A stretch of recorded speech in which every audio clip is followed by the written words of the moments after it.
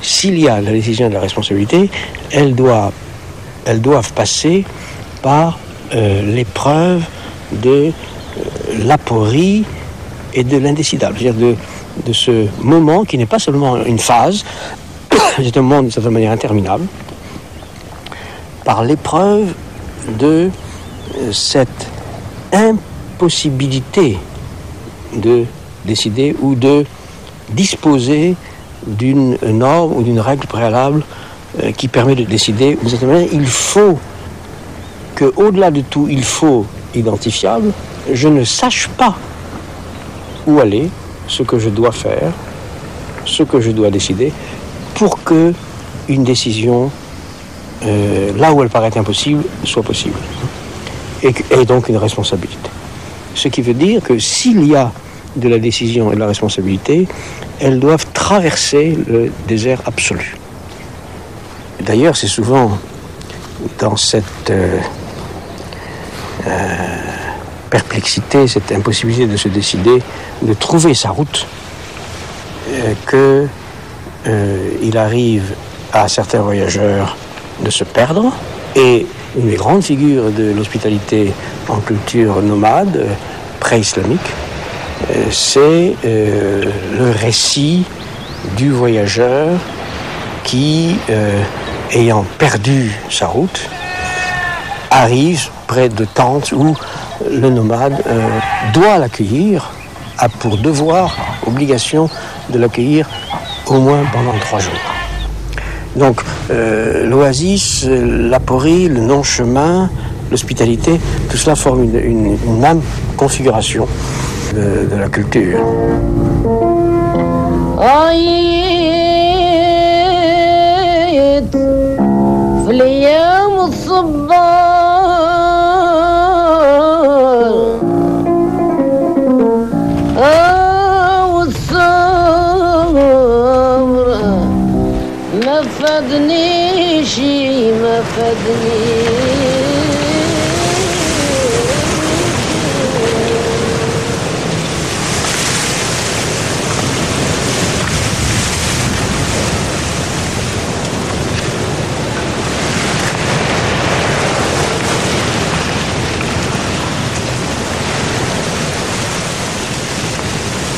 J'ai fait l'expérience de ce qui aura pu être, d'une certaine manière, le contraire de l'hospitalité, de la part du pays et de la police qui m'arrêtait, de la part des gardiens de prison qui me laissaient de me frapper, etc., etc. Donc c'est le contraire de l'hospitalité. Et pourtant,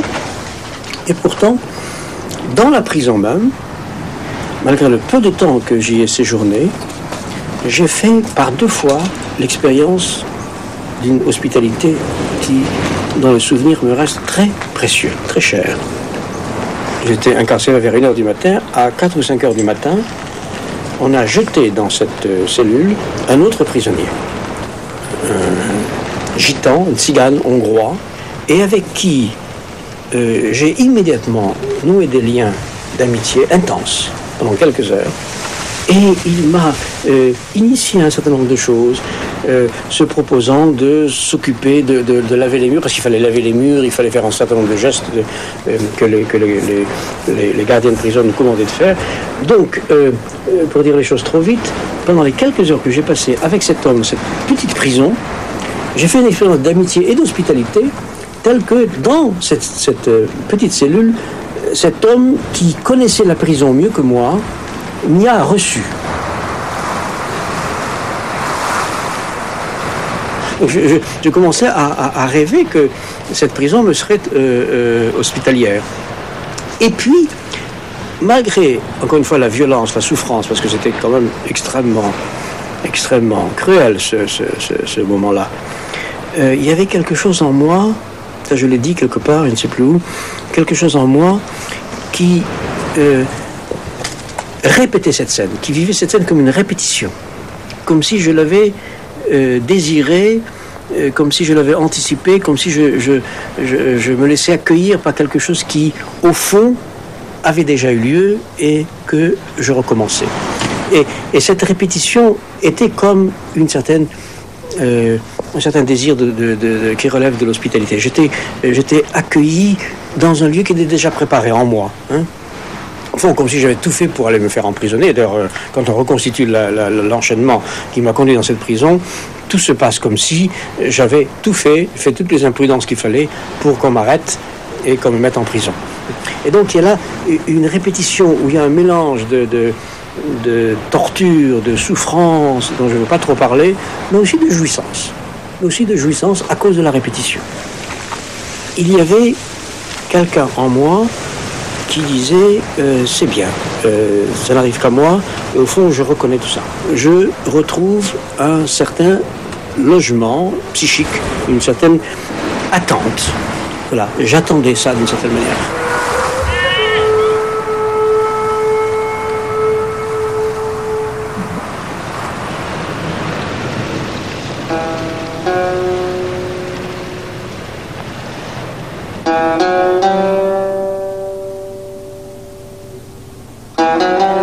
Ce qu'on pourrait dire d'une catastrophe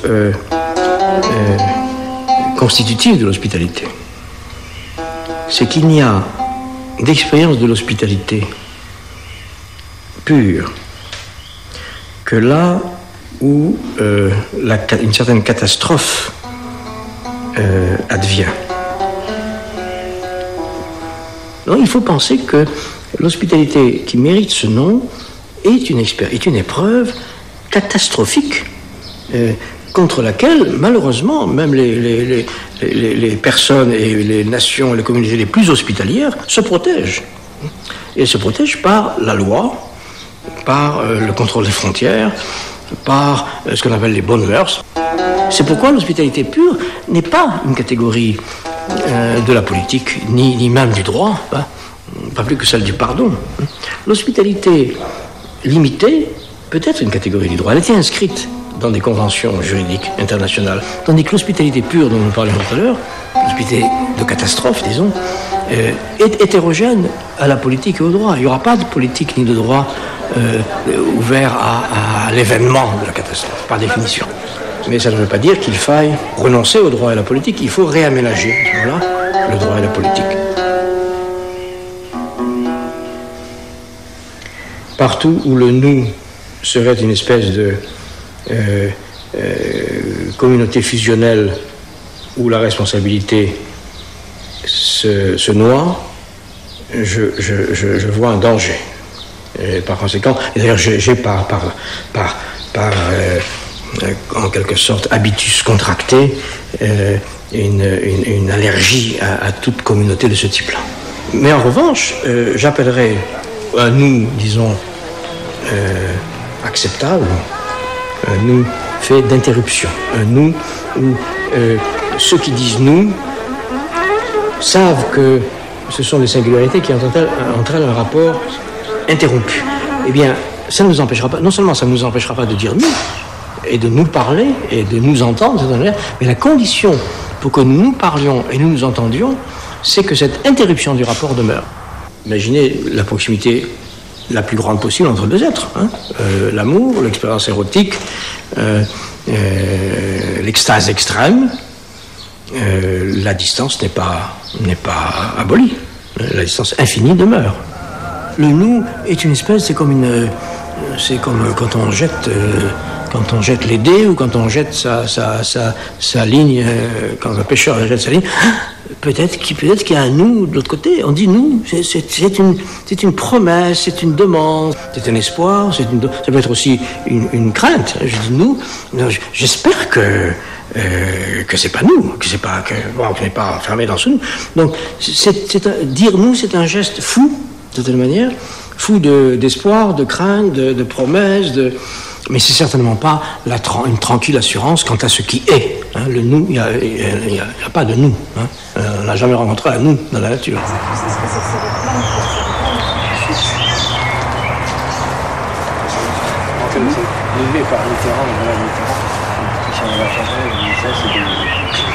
Les sépultures des chats, là, on a déjà filmé.